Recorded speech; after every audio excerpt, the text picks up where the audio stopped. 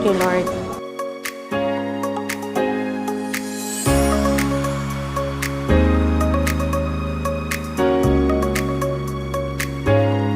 Hi guys! Good afternoon! Paluwas kami. Medyo okay naman yung biyahe today.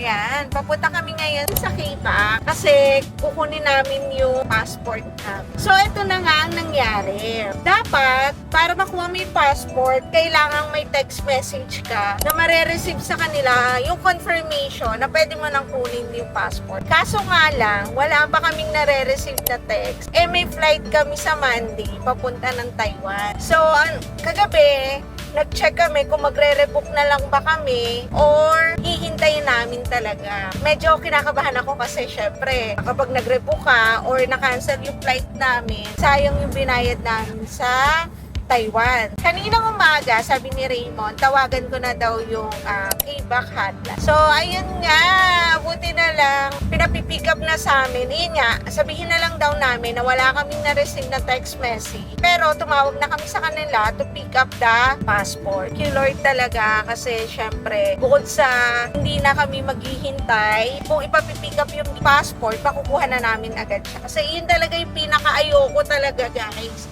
Ayoko nang naghihintay ako, ayoko nang kinakabahan ako kung maaalis ba, matutuloy ba. Thank you Lord talaga na pinapipick up na sa amin ni K-Back yung passport from 1 p.m. until 5 p.m. So ngayon, time check 12:38. Papunta na kami sa Brittany Hotel. Pag mag-a-apply naman, 9 a.m. to 5 p.m., pwede ka namang mag-walk-in. Siguro mamaya, habang kumakain kami, i-detail ko sa inyo kung ano-ano yung mga requirements. I-list down ko na ngayon sa notes ko.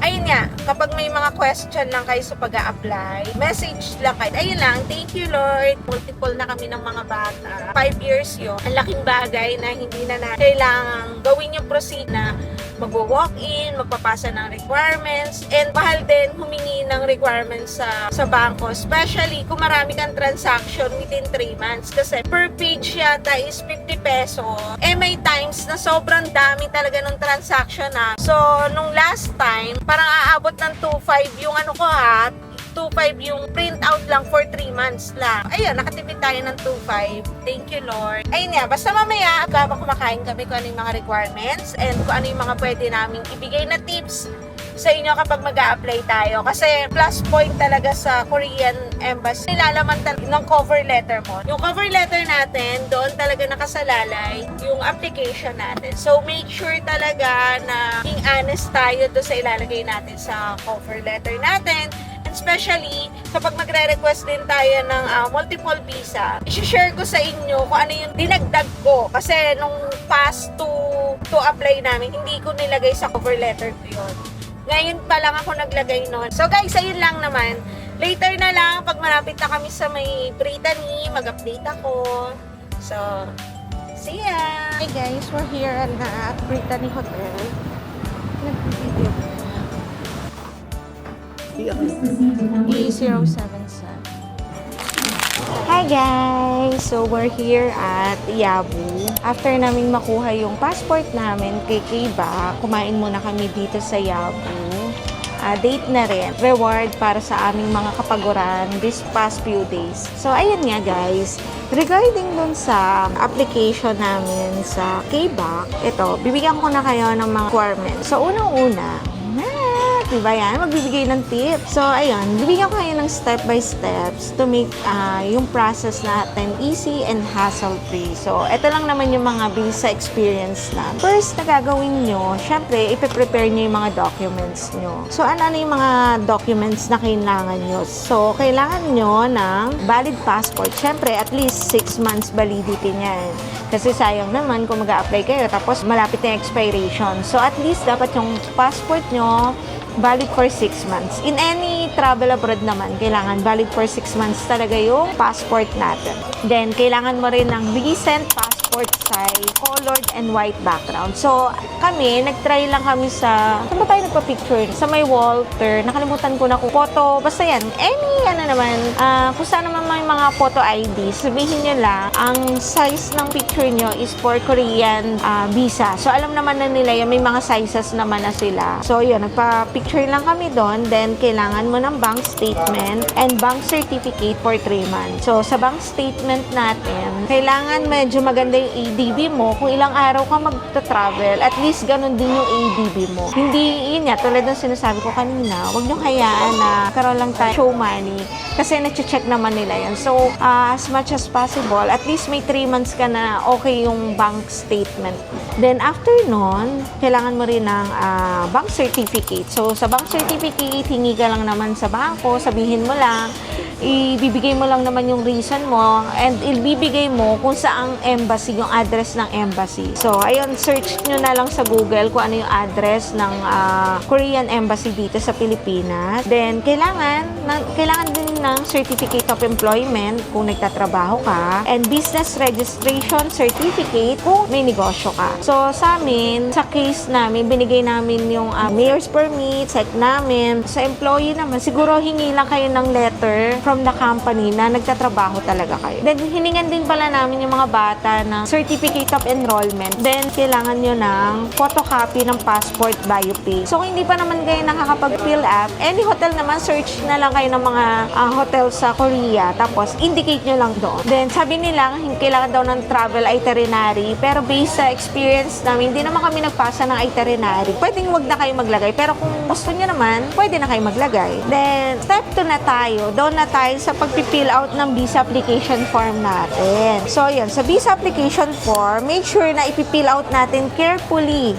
and completely application natin. Huwag kayong mag-fill ng blank. So, kunwari, meron kayong hindi applicable sa inyo, NA nyo lang. Much better kung computerized na kasi bawal din ang erasure. So, ayun. Then, dapat double check your contact details and passport number. So, mahalaga na tama lahat information. Kasi nga, once na na-approve yun, tapos may mali kayo, baka mahirapan. Pero so far sa amin, hindi naman namin experience talagang double, triple, quadruple na checking talaga kami. Kasi nga, sayang na end hassle kapag may mali tayo sa sinubmit nating application.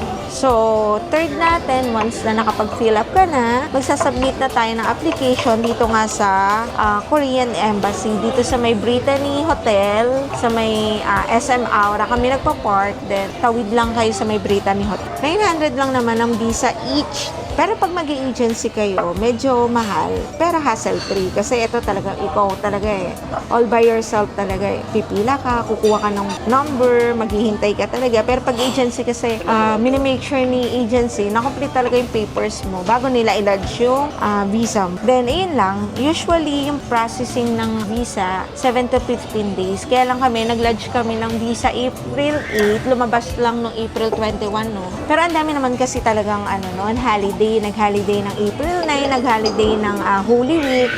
So, kaya medyo nagtagal. And wala rin kami na-receive na text message para i-pick up yung passport. Kaya lang, maghihintay naman sana kami. Kaya lang, meron kaming travel this Monday. Kaya, ayoko magbaka sakali, ayoko maghintay. Sabi ko, mas okay na panatag yung loob natin, wala na tayong hinihintay, na okay na lahat ng papers. So, pinick up na namin ngayon.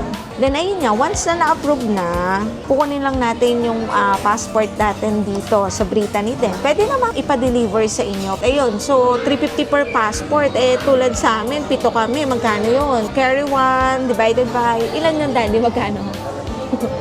Mga 725 mga. Oo, mga yun, 2.5. Pag yung kesa ipadala natin, magbiyahe na lang tayo, nakapag-date pa kayo, kumain pa kayo, di ba? So, nakatipid tayo. Pero mas napagastos. Saka, minsan sabi nila, matagal daw kasi pag courier, baka mamaya ibang address, so hassle din. Mas okay na napuntahan nyo, lalo't passport yung nakasalalay. Once na nakuha mo na, double check the visa kung tama ba naman. Your name, dates, passport number should be correct. Based dun sa passport na kinuha ko kanina, tinanong ko agad, printed ba sa passport? Hindi na pala. Hindi na pala. So ngayon, magbibigay lang sila ng print out. Kung multiple ka, at nawala yung printout na yon, mag-print ka na lang ulit. Kasi sabi na yung kausap ko kanina sa Korean visa, once na nasa Korea ka, stated na doon na multiple ka. Kaya lang dahil nga dito dahil nandito tayo sa Pinas, walang access yung sa VI nga, thank you, yung sa officer. Yes, lahat. Pati naman din yung sa'yo. So guys, ito, ang in-order ko, pakita mo muna dito. To be continue, pakita ko lang kung ano yung in-order ko. Nag-brown rice tayo. So guys, ayan, brown rice, chicken katsu, miso soup, watermelon. So lahat naman to guys, refillable to, unlimited, except dito sa chicken mo. So, mamimili ka lang naman kung ilang grams. May 80 grams, may 120 grams. So, depende sa'yo kung ilan ang kaya mong ubusin. Pero the rest, lahat to, unlimited naman na yan. So, syempre, nag-brown rice tayo, piling-pilingan. Ayun, kay Raymond, ang in-order niya ay, ayun, mamaya pakita ko sa inyo kung ano yung in-order ni Raymond. So, to be continue. Tinanong ko nga kung bakit, kasi akala ko talaga may printed na. Pa naman yung nahantay ko na printed na laging makikita mo sa passport. Ngayon daw, hindi na pala. Yun lang, pag nawala yung papel na binigay nila sa amin, mag-print na lang tayo. So, pero pag daw pumunta naman tayo ng Korea, makikita naman talaga daw ng immigration na multiple tayo. So, ayun lang guys. Ano pa bang mga pwede kong ikwento, idagdag? Sure, pahiram na lang ng spoon. Okay, thank you. So yan, nanghiram tayo ng spoon.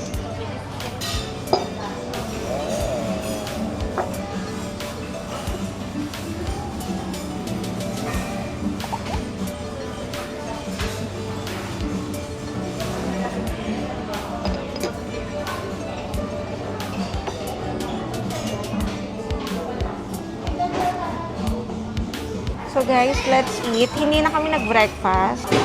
Diba, worth it yung gutom ko. Kasi kanina, ang gusto ko lang sanang kain sa Carinderia or di kaya sa Valenciana. Pero, ayan, nagyabo tayo for today's gala. So, let us pray muna.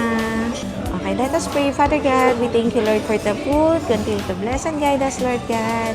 In Jesus' name, Amen. So, nanghingi ako ng spoon. Thank you. Kasi gusto ko talagang humigop na ng sabaw. Thank you, Lord. Only rice, no? Only lahat, except sa chicken. So, sa yabo naman, guys, only naman lahat. Side dish, cabbage, rice, soup. Itong Ano din yung sauce mo. Except lang talaga dun sa chicken. Next week naman, ayun nga, next week Taiwan tayo. Kaya lang talaga kami guys, nagmadaling makuha yung passport. Kasi nga sa Monday na yung biyahe namin. Ang hirap nang hindi ka pa ready, mahirap yung iisip-isip ka. Kaya kanina talaga, tinawagan ko na. And nung sinabing pwede nang pick up na namin talaga kahit may mga gagawin kami. Inuna na namin to. The next week. Wednesday ba and Thursday? Sakto. Tapos sa Friday, matraffic. Kaya ngayon lang talaga yung chance.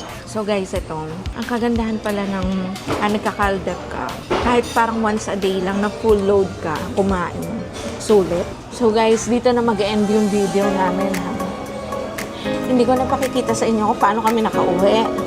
At kung saan pa kami pupunta. Alam niyo na guys. So, bye!